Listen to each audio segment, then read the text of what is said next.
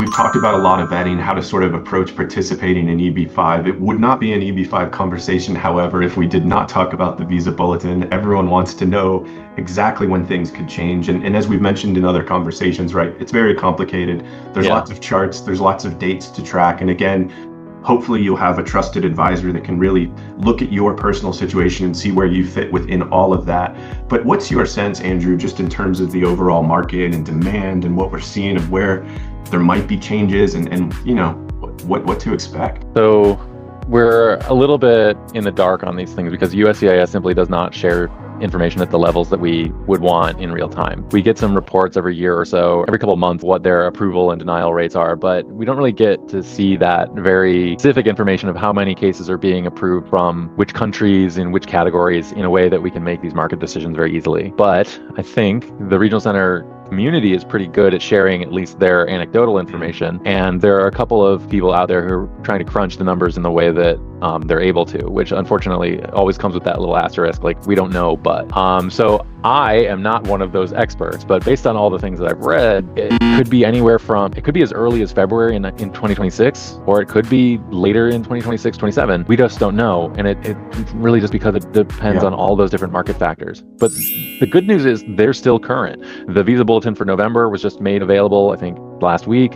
It already shows that we're going to still be in good territory for at least the next month or so. And as long as there are visas available, I say go for it. You know, make hay while the sun shines. That's the key. I think it's so important, right?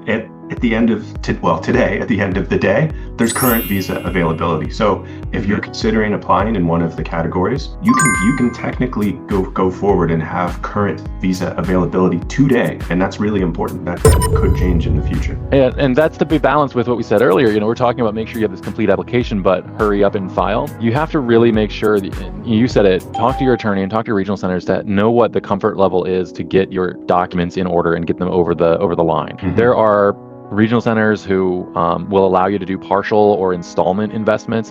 And so you could potentially have a certain amount that you put down today, and then you have to complete the investment in maybe 6 months. If you're doing that, just make sure that you follow those guidelines, whatever that contract is, whatever that agreement is, where you're going to complete your investment in, say, 6 months or 90 days. Make sure that investment is done on time, because we've seen USCIS recently challenge some of those cases. Additionally, something else to think about is if you're in the process of getting your money together, because I know moving $800,000 overseas is not an easy task, that you have that full amount accounted for at the front end, and that doesn't change. We've also seen that USCIS has had problems with cases where someone has maybe $500,000 up front and it's all accounted for and the source of funds is good and they have a plan for what the remaining investment would be, but then something happens in those couple of months and they shift their source of funds from one pot of money to another pot of money, and USCIS considers that to be a material change.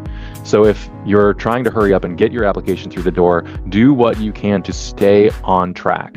Stay with the path that you lay out in that evidence as close as possible, or else it can lead to some problems down the road. I think that's really important advice. And you know, the sooner you start looking at creating that plan, the better position you'll be in to act, regardless of how things might look. You know, in 6 months' time or a year's time, it's really important to start thinking about it as soon as you possibly can.